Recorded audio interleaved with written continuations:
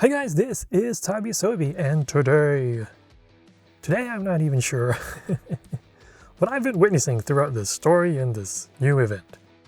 My gosh.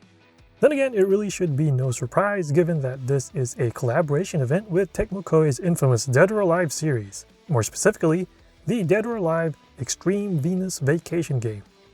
I mean, there's fan service, and then there's Dead or Alive Extreme Venus Vacation. Let the nosebleeds begin.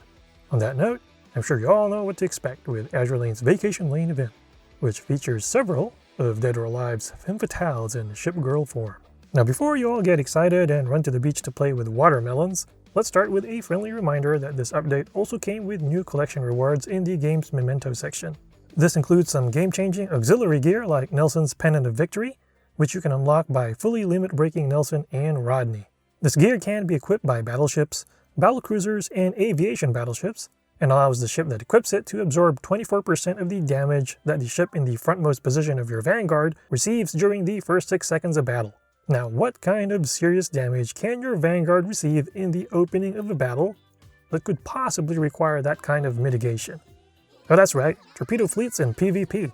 And I think there's that deadly Richelieu and Jean Bar combo from PvP as well. This particular gear also comes with some pretty good stat boosts, so firepower plus 50 and hit plus 20 at level 10. That actually compares quite nicely to the gold type 1 white piercing shell's firepower plus 55 and hit plus 15.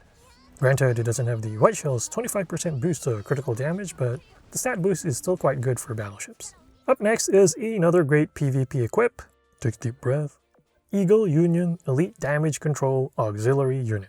To get this, you'll need to fully limit break your Yorktown class carriers, so Enterprise, Hornet, and of course Yorktown.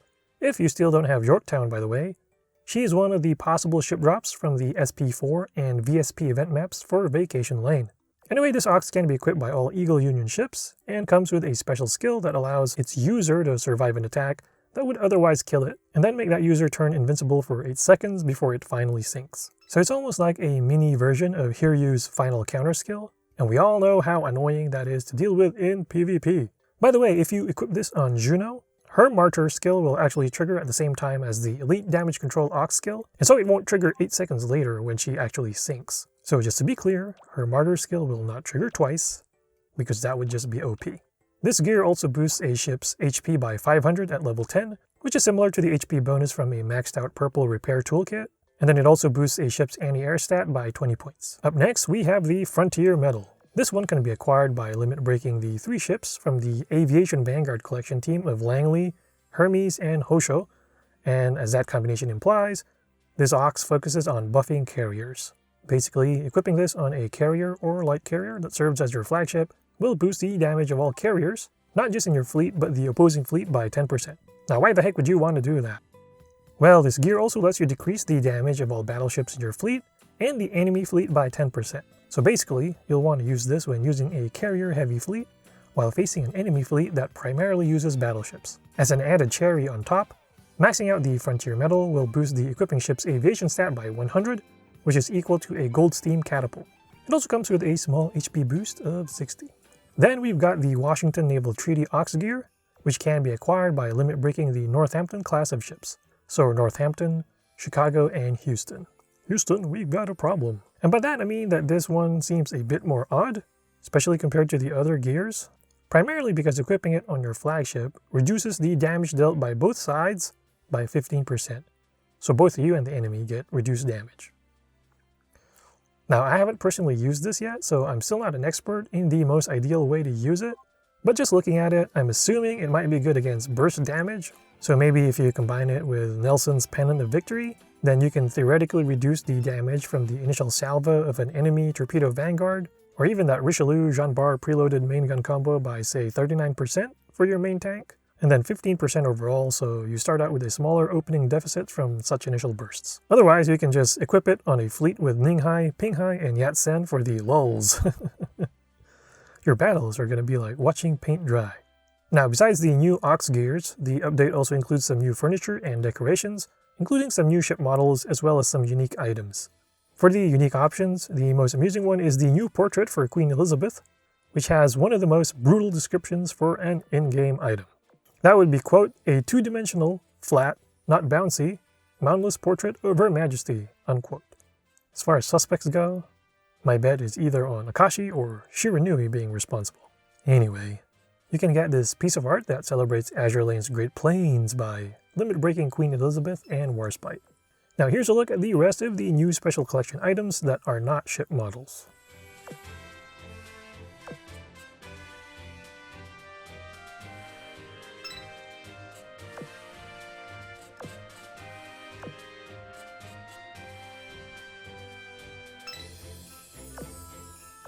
Okay, so with that out of the way, it's time to bounce into the Vacation Lane content. So basically the story for this event revolves around the ladies of the Dead or Alive series being mysteriously transported to the world of Azur Lane. Now if you're expecting a serious and deep storyline about characters joining forces to face a world-ending threat, well, this ain't the event for you. Instead, get ready for volleyballs, watermelons, and a lot of jokes that fall flat. Like, literally. Because the characters toss out quips about flatitude problems and how flat is justice. Yeah, so levity is basically the name of the game this time around. Anyway, if you click on the Venus event tab with the volleyball in the logo, you will be taken to the new event hub, which is a beach-themed one-stop shop where you can access all the new modes and areas that the event has to offer. Your main goal for this event is to earn Venus points, which you can use to buy stuff at the event shop, redeem point rewards for various ships and goodies, as well as ship buffs and increased experience rewards. Points can be earned by several ways. One is by sortying and repeatedly doing battles in the Venus Lane event map.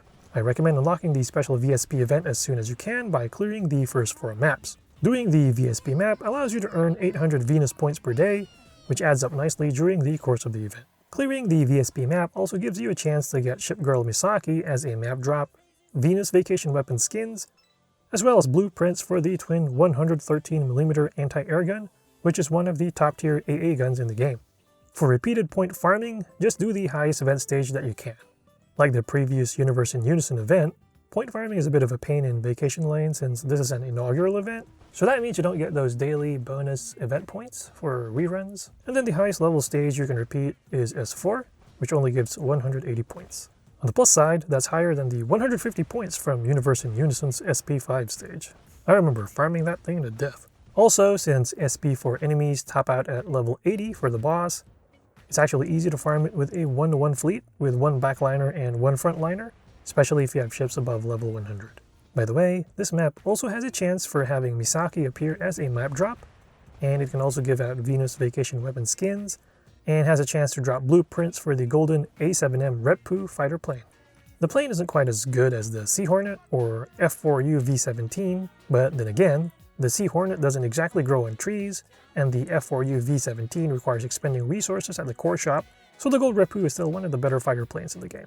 Another way to earn Venus points is through daily and one-time mission rewards. You can earn a total of 700 points per day by building 3 ships, clearing 1 regular hard mode stage that is not part of the event, and obtaining 15 victories.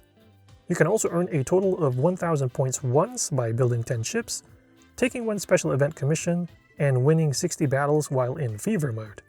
The special event commission is a unique commission that you can do once per day, and it shows up above the regular commissions in the commission tab.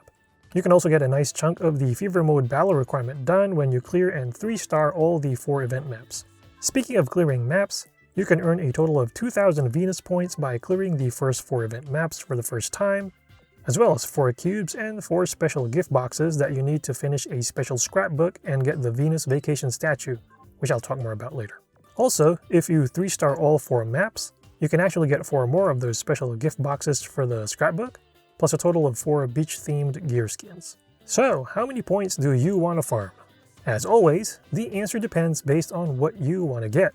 If you want to buy the whole event shop out, you will need 114,550 Venus points, so my condolences to your time and oil if you decide to do that. Otherwise, 37,500 points will get you what I consider the essentials. That would be 1 copy of Misaki in case you didn't get her from the construction or map drops, all the PR ship blueprints, and all the purple plates for upgrading your weapons. The amount of points you earn also determines what you can redeem from the milestone point exchange for the event. If you don't care about PR blueprints and purple gear plates, but want to get all the exclusive stuff from the event, all you need to do is reach the 10,500 point milestone. This is actually enough to get you 1 copy of Nyotengu, who you can get as a milestone reward, and then a gift box for Misaki's favorite drink, which is one of the items you need to get in order to unlock the Venus Vacation statue. This will also net you the special auxiliary item known as the Heart Key, which buffs the equipping ship's AA stat by 35 points and its hit stat by 30 points. On top of that, it also changes the battle music to a Vacation Lane themed tune.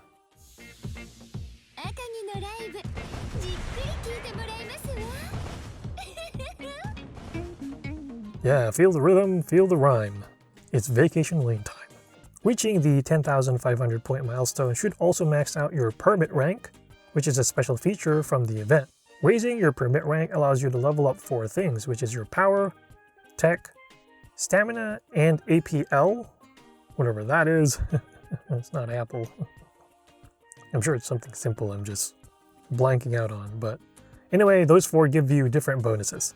Power lets you do more damage in campaign, hard mode, event, and war archive stages. Tech, on the other hand, reduces the training time in the technical academy. And then stamina lets you earn more experience in campaign, hard mode, event, and war archive stages.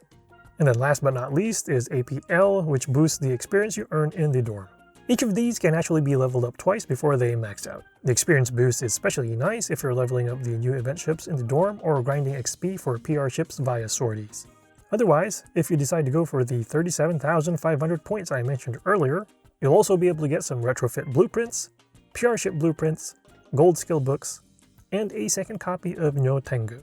And then bumping that up to 40,000, by the way, gets you a third copy of Nyotengu, like if you want to use it for limit breaking or what have you. Now, special events typically mean a new minigame, and Vacation Lane is no different.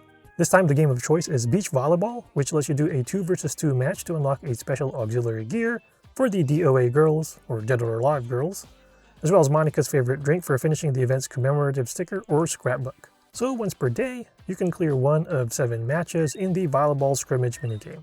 All this is basically is a timing game where you have to tap on the screen at the right time in order to hit the ball properly and score on your opponent. Note that you can actually tap on any part of the screen and not just the symbol or the marker. The key is that you want to do it with proper timing in order to get a perfect hit. Like personally, I actually fell behind on my first game before rallying to win. Now, since the circle actually shrinks quite fast, the key is to tap just a little bit early, as opposed to waiting for the circle to be on the yellow dot and then tapping. In my case, once I see the marker hit the blue portion of the circle, that's actually when I tap, since it'll be on yellow by the time my input registers. Once I figured that out, I was able to get perfect hits all the time. Once you clear all 7 matches, you will get the Awakening Pearl gear, which can be equipped by any type of ship and gives an additional 15 points for speed and 25 points for the hit stat. On top of that, if it is equipped by a Dead or Alive character, it increases the damage inflicted by that ship by 3%. The Volleyball Scrimmage minigame will also give you another piece you need to complete the Commemorative scrapbook. Here is a list of all 14 pieces and how to get them.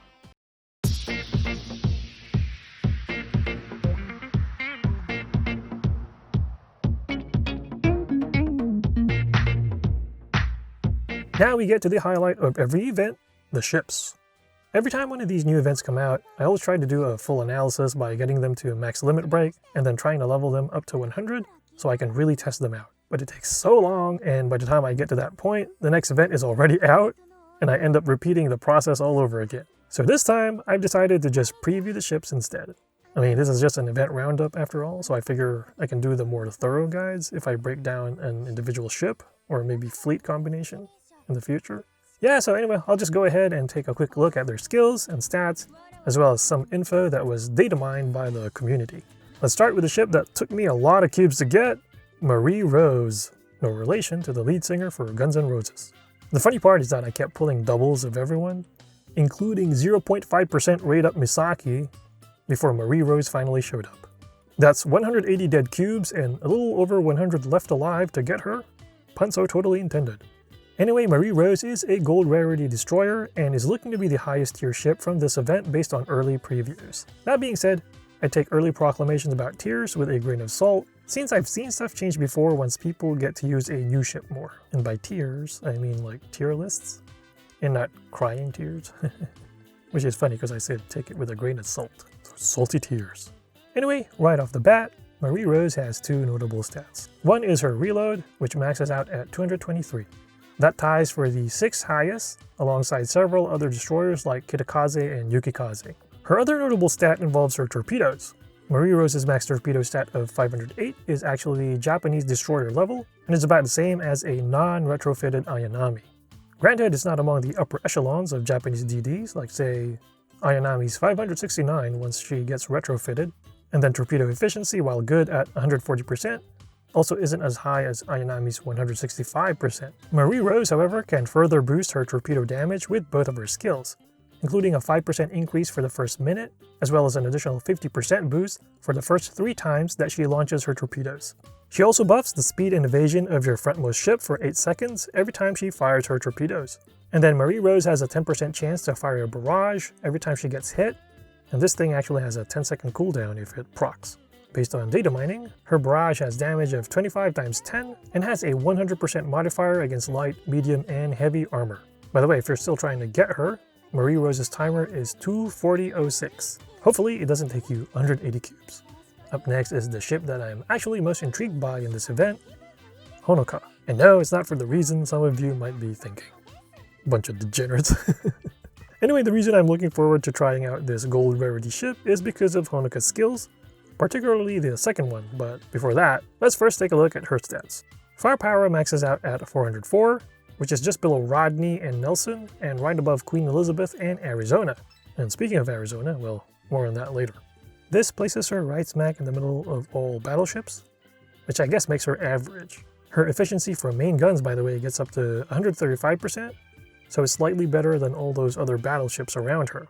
And then HP maxes out at 7,903, which is just below Monarch, and places her within the top 30% of all battleships, so in that regard she's above average. Anti-air is 216, which is at the bottom third of all battleships, and has a 200% efficiency rating. Accuracy is at the bottom as well, and by that, I mean she is literally tied for last, so I guess make sure to equip her with gear that helps her hit stat. Anyway, just looking at all that, Honoka just seems, well, aight, as the cool kids say. Then again, skills also play a big role in this game, and she has a pretty unique one as far as battleships go. Her first skill, Rock Paper Cannon Salvo, boosts her modifier against light armor by 12%. She also fires one of 3 random barrages 5 seconds after she fires her main gun. Her second skill has a 75% chance when maxed out to fire a special barrage, with the damage increasing based on the skill's level. On top of that, it will heal 2 random ships 5% of their max HP. So it's a bit like Arizona's healing skill, except it tops out at 5% instead of 10%. At the same time, the heal procs all the time as opposed to half the time with Arizona. It also heals 1 less ship, but it also sounds like it isn't limited to targeting the Vanguard. I just wish that it targeted the ship that needed healing the most, since it looks like the target is random at this point. Anyway, most of her random barrages work really well against light armor, especially in conjunction with her first skill, while the barrage from her second skill packs a stronger punch. As someone who actually likes Arizona, with the exception of that horrible 50% chance to heal, I'm actually curious to see how Honoka plays once I level her up. I mean, she might not be top tier in a game with so many good battleships, but I actually like tinkering around with ships that have offbeat mechanics. By the way, Honoka is only obtainable via event construction, and has a timer of 2:35:25. Next up, we've got one of the most popular characters of the Dead or Alive series, Kasumi. Tankiness is usually an important part of heavy cruisers, and Kasumi's max HP of 4,846 puts her in the top 15. Firepower, meanwhile, maxes out at 264, which is tied with Mogami Retrofit, and just a smidgen below Bremerton's 267. This places her within the top third of heavy cruisers for that stat. Main gun efficiency is also at 135%, which is higher than the 125% of Mogami and Bremerton. Like a lot of Sakura heavy cruisers, however, and Kasumi is almost like an unofficial Sakura ship, she does not get main gun mount +1 via limit breaking. That's pretty much a declaration that she is a torpedo heavy cruiser. This is pretty much backed by her gaining torpedo base +1 and torpedo preload +1 via limit breaking. Now, her torpedo stat actually maxes out at 217, which is about average for torpedo heavy cruisers. And then her torpedo efficiency is, I guess, pretty good at 165%. Now, while those aren't bad, however, Kasumi is still trumped by Takao for both stats. Then again, stats are just part of the equation, so let's look at Kasumi's skills as well.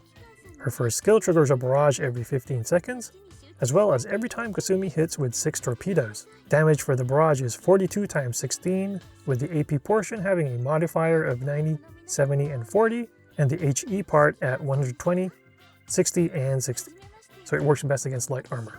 When Kasumi sinks an enemy, she also boosts her firepower and reload by 5%, which can be stacked up to 3 times, so 15% max. And then once she sinks 3 enemies, her accuracy is increased by 15% for the rest of the battle. Overall, the approach they decided to take with Kasumi is interesting. I mean, at first glance, she seems kind of stuck between wanting to decide between focusing on firepower or torpedoes, which is probably the reason she's one of the lower rated ships in the event based on early previews. That being said, her self buffs at least look promising, so I'd like to do actual testing with her before rendering a final verdict. Kasumi can only be acquired through event construction and has a timer of 2:33:43. Next up is our last gold rarity ship girl from the event, and the one with the best synergy with her fellow Venus Vacation faction allies, Misaki. Misaki boasts one of the highest reload stats among light cruisers, tied for 4th place with Chapayev and Aurora at 195. Firepower is among the top 25% at 168, which is tied with the retrofit versions of Curlew and Leipzig. Main gun efficiency is 130%, and secondary gun efficiency is 70%, which is par for the course among light cruisers that don't have any torpedoes. Anti-air is not among the top tier, but it's still slightly above average for light cruisers at 327 with 110% efficiency. In terms of survivability, her max HP of 3,883 is in the top 20%, but her evasion of 92 is below average. Then again, one of her skills actually boosts her survivability if she sorties with another Venus Vacation ship. She also gets main gun base +1 after her second limit break. By the way, Misaki's skills make her almost seem like the Muse version of the Venus Vacation ships, as they work best with other dead or alive girls fighting alongside her. Having a Venus Vacation ship in her fleet, for example, boosts her anti-air by 15% while decreasing the damage she receives from guns by 15% due to her first skill. She also gets a 15% damage boost against light armored foes for the first minute of a fight, regardless of whether she sorties with a Venus Vacation ship or not. Her second skill, Venus Friends, not to be confused with Super Friends, fires a special barrage every 20 seconds. The reason it has that name, however, is because every enemy hit by the barrage receives 15% more damage from dead or alive characters for 8 seconds. Damage from the barrage is 20 times 25 with a 135% modifier against light armor. The modifier drops to 95% for medium armor and 70% for heavy armor. Misaki can be acquired via multiple ways. Her event construction timer is 2:41:47, and then she can also drop from the SP4 and VSP event map. Lastly, you can buy her for 8,000 Venus points at the event shop. Overall, Misaki looks solid, but she requires having at least one additional Venus Vacation girl in her fleet in order to maximize her performance. Speaking of adding one additional Venus Vacation girl to her fleet, our next event character is Misaki's sister, the purple rarity ship Nagisa.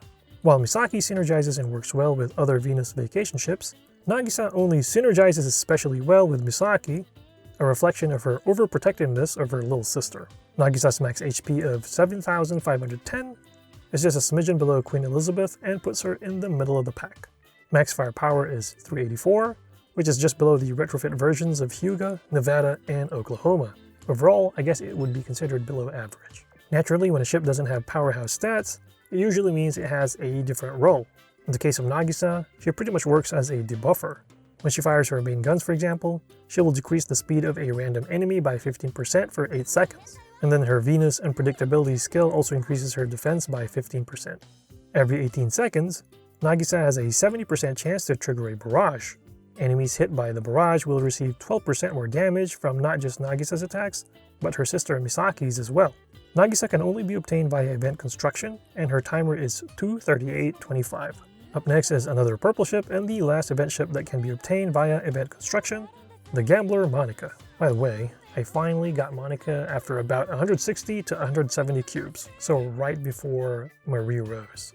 This, my friends, is why I do not gamble in real life.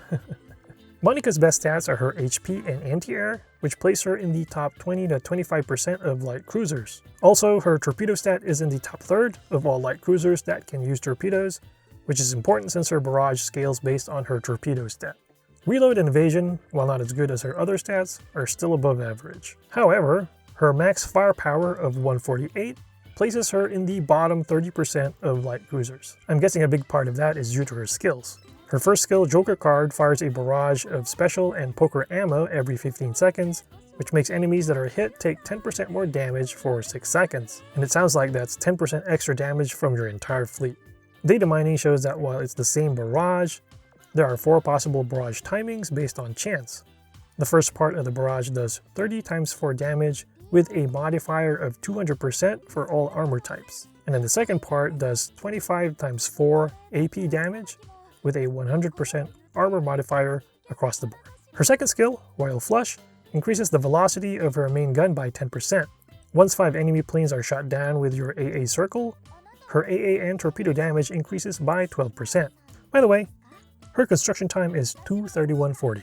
And lastly, we've got the purple feathered flyer, Nyotengu, or as I like to call her, Nyotengu Dinero. Yes, I'm an idiot. Early tier previews actually rank her dead last among the ships in this event, pretty much comparing her to Ryujo. That's a pity if it holds true, since her design is my favorite out of all the Venus Vacation characters, which means I'll still probably use her anyway. Style over substance, baby! First, let's look at the stats. HP is 6,646, which actually isn't bad because it's in the top quarter of all carriers and light carriers. Her HP is about 15th highest, right above Intrepid and just below Essex. Her aviation stat meanwhile tops out at 374, which is right below Burn and Eagle. Yeah, that's actually below average. And then her plane loadout is pretty much standard. So 1 slot for a fighter, 1 slot for a dive bomber, and then 1 slot for a torpedo bomber. And then she has 120% affinity for fighters, 125% affinity for dive bombers, and then 135% affinity for torpedo bombers. Her first skill is Dance to the Heavens, which lets Nyotengu launch a special airstrike 5 seconds after you load a regular airstrike. The timing kind of reminds me of Bairn's second skill. This particular barrage is especially effective against heavy armor, consisting of 1 1,000-pound bomb, 2 100-pound bombs, and then a salvo with 138 times 2 damage. Nyotengu's other skill is Honoka, which is like a flower dance, I guess, which increases the damage she inflicts against battleships by 10%. It also gives her a 70% chance to decrease the damage taken by a random ship in your front line by 12% for 8 seconds. To get Nyotengu, you will need dinero. Okay, I'm gonna stop. You will need to accumulate 10,000 Venus points, which will allow you to get her for free as a point accumulation reward. Anyway, there you go, a supposedly quick preview of the Vacation Lane event, as well as the new collection items from the latest update. Oy vey. As always, please feel free to leave any thoughts or questions you may have in the comment section. Once again, this is Tabi Asobi, and thank you for watching.